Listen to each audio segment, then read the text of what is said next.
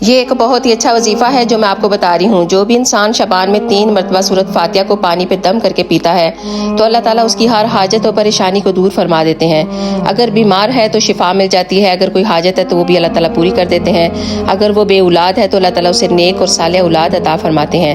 3 دفعہ آپ نے اس سورت کو پڑھنا ہے، اور جب آپ مالک یوم الدین پر پہنچیں تو اس کو آپ نے 7 مرتبہ پڑھنا ہے۔ 7 مرتبہ پڑھنے کے بعد باقی جو سورت ہے اس کو بھی آپ نے کمپلیٹ کر لینا ہے۔ 3 دفعہ آپ نے اس کو ایسے ہی پڑھنا ہے۔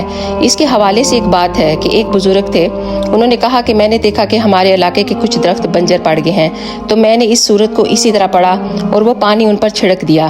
میں نے دیکھا کہ تھوڑے ہی دنوں کے بعد وہ سرسبز ہو گئے۔ تو یہ ہے اس سورت کی تاثیر، یہ آپ کے بنجر پن کو ختم کرے گی۔